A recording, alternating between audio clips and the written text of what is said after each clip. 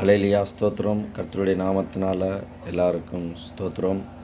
ஆண்டவருடைய நாமம் மையப்படுவதாக. இன்றைக்கு பார்க்க இருப்பது பரிசுத்த வேதாகமத்தில் யோபுவை பற்றி நாம் பார்க்க போகிறோம். யோபு 1ஆம் அதிகாரம் 2ஆம் அதிகாரத்தில் நாம் பார்த்தோம் என்றால், யோபு ஒரு கிழக்கத்தின் புத்திரரிலே அவர் மிகப்பெரிய ஒரு செல்ல செழிப்பான ஒரு சீமானாய் வாழ்ந்தவர். எல்லா விதத்திலையும் ஆசீர்வாதத்தோடு இருந்தவர். அவருக்கு 7 குமாரர்களும் 3 குமாரத்திகளும் இருந்தன. அது மட்டுமல்ல, 7000 ஆடுகளும் 3000 ஒற்றங்களும் 5000 மிருகங்களும் 5000 ஏறு மாடுகளும் மற்றும் ஏராளமான வேலையாட்களும் இருந்தன. இப்படிப்பட்ட ஒரு சீமானாய் வாழ்ந்தவர் யோபு. அது மட்டுமல்ல, தன்னை படைத்த கடவுளுக்கு உத்தமனாய் வாழ்ந்தவர். அவர் உதட்டளவு கூட பாவம் செய்யாதபடி இந்த பூமியிலே கர்த்தருக்கு பிரியமாய் வாழ்ந்தவர் யோபு. ஆனால் யோபுனுடைய வாழ்க்கையில் ஒன்று நடந்தது. தேவனும் தேவ தூதர்களும் ஒரு இடத்தில் இருந்தபோது சாத்தானும் அங்கே நின்றான். அப்போ சாத்தானானவன் தேவனிடத்தில் சொன்னான், இப்படி ஒரு செல்ல செழிப்பாய் சீமான் யோபு வாழ்கிறனால தான் யோபுக்கு இப்படி உங்கள் மேலே இவ்வளோ பெரிய விசுவாசம் இருக்கிறது என்று ஆண்டவரை பார்த்து சொன்னான். இப்போ ஆண்டவர் சொன்னார், நான் யோபுனுடைய எல்லா பொருட்களையும் உன் கையில் ஒப்புவிக்கிறேன், யோபு மட்டும் நீ ஒன்று செய்யாதே அப்படி என்று சொன்னார். உடனே சாத்தானானவன் என்ன செய்தானா, எல்லாவற்றையும் அழித்தான். 7 குமாரர்களையும் 3 குமாரத்திகளையும் அழித்தான். கிழக்கே காற்று அடித்து தன் மேல் கூரை விழுந்து அவர்கள் இறந்து போய் விட்டார்கள் என்று வேலையாட்கள் சொன்னார்கள். மற்றும் அவர் வைத்திருந்த 7000 ஆடுகளும் இறந்து போயிற்று, வேலையாட்களையும் வெட்டி கொண்டு விட்டார்கள், ஆடுகளை பத்திட்டு போய்விட்டார்கள் என்று சொன்னார்கள். அதில் நான் மட்டும் தப்பித்து வந்தேன் என்று சொன்னார்கள். இப்படி ஒவ்வொருவரும் சொல்லி தன்னுடைய எல்லா விதமான ஆசீர்வாதங்களையும் இழந்தார். அப்போ யோபு உடனே அவர் செய்த காரியம், தன்னுடைய போர்வையை எடுத்துக்கொண்டு கிழித்து தன்னுடைய தலையை சிரைத்து, நான் நிர்வாணியாய் வந்தேன், நான் நிர்வாணியாய் செல்லுவேன், கர்த்தர் கொடுத்தார், கர்த்தர் எடுத்தார், கர்த்தருடைய நாமத்துக்கே ஸ்தோத்திரம் என்று சொன்னார். அப்போ தன்னுடைய உதட்டளவு கூட ஆண்டவரை என்ன பண்ணலைன்னா அவர் மறுதளிக்கலை. அது மட்டுமல்ல, மீண்டும் இப்படிப்பட்ட ஒரு விஷயங்கள் நடந்தது. திரும்ப அந்த சந்ததியில் சாத்தானானவன் நின்று யோபுவை நான் தொட அனுமதி கேட்டான். அப்போ தன்னுடைய ஜீவனை தவறை அவன் எலும்பு, சரீரம், தோள்கள் எல்லாவற்றையும் தொட்டுக்கள் சொன்னவனே உச்சந்தலையிலிருந்து உள்ளம் பாதம் முடிய யோபுக்கு மிகப்பெரிய ஒரு வியாதியை உண்டு பண்ணினான். தன்னுடைய உடம்பை சொரிந்து கொள்வதற்கு கூட நெகம் இல்லாதபடிக்கு அவர் புழுதியின் மேலும் தரையின் மேலும் உட்கார்ந்து ஓட்டை எரித்து தன்னுடைய சரீரத்தை சொரிந்து கொண்டார் என்று நாம் பார்க்கிறோம். அப்போ கூட யோபு தேவனை மறுதளிக்கவில்லை.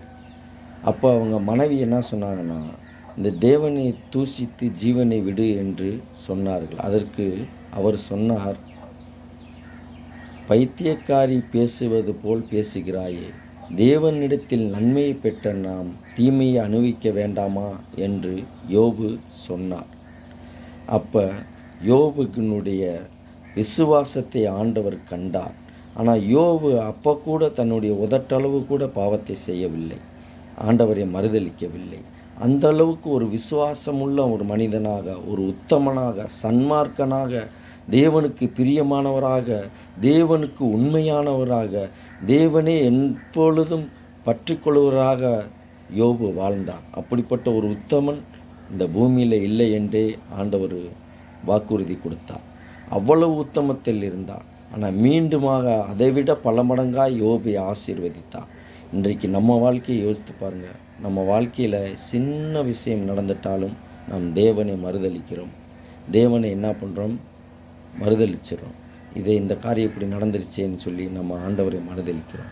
அதனால் எவ்வளவோ பாவத்தை நம்ம என்ன ஒன்று செய்கிறோம். நமக்கு கொடுக்குற வேலையில் கூட நம்ம என்ன பண்ணுறதில்ல, உண்மையாக இருக்கிறதில்ல. அது ஆஃபீஸ் வேலையாக இருக்கட்டும், இல்லை தொழில் சம்மந்தப்பட்டதாக இருக்கட்டும், இல்லை தாயாக இருக்கட்டும், இல்லை தகப்பனுக்காக இருக்கட்டும், எந்த விதத்திலும் பிள்ளைகளும் உண்மையாக இல்லை, தன்னுடைய வேலை செய்கிற இடத்தில் உண்மையாக இல்லை. ஆனால் யோபுக்கு இருக்கிற விசுவாசம் நமக்கு வேண்டும், அந்த உத்தமம் நமக்கும் வேண்டும், அந்த சன்மார்க்கம் நமக்கும் வேண்டும். ஆண்டவர் நம்மளை பார்த்து சொல்ல முடியுமா, வந்து உத்தமனாய் இருக்கிறார், சன்மார்க்கனாய் இருக்கிறார், இவர் உண்மையுள்ளவராக இருக்கிறார் என்று நம்மளை சொல்ல முடியுமா? நமக்கு கொடுக்குற வேலையில் உண்மையாக இருக்கிறோமா? நம்ம செய்கிற தொழிலில் உண்மையாக இருக்கிறோமா? நம்ம வாழ்கிற பகுதியில் நம்ம உண்மையாக இருக்கிறோமா? இன்றைக்கி நம்ம ஒரு எம்பியாக இருக்கோம், ஒரு எம்எல்ஏவாக இருக்கோம், இப்படிப்பட்ட காரியத்தில் பெரிய பெரிய பொறுப்பில் இருக்கோம். அதிலெல்லாம் நம்ம உண்மையாக இருக்கோமான்னு கொஞ்சம் யோசித்து பாருங்க. நம்ம கலெக்டராக இருக்கோம், அந்த கலெக்டராக இருந்து அந்த பொதுமக்களுக்கு செய்ய வேண்டிய அந்த நன்மைகள் நம்ம செய்கிறோமா? அந்த காரியத்தில் உண்மையாக இருக்குமா? நம்ம நீதிபதியாக இருக்கோம், அந்த நீதிபதியாக இருந்து நமக்கு கொடுக்குற காரியத்தில் நம்ம உண்மையாக செயல்படுறோமா என்று யோசித்து பாருங்கள். பெரிய ஆஃபீஸராக இருப்போம், போலீஸாக இருப்போம், அந்த காரியத்தில் நம்ம உண்மையாக இருக்கோமான்னு கொஞ்சம் யோசித்து பாருங்கள். நம்மளுடைய வாழ்க்கையில் உண்மையாய் வாழணும். இந்த பூமியில் நாம் எதையும் கொண்டு வரல, எதையும் நம்ம கொண்டுட்டு போக முடியாது.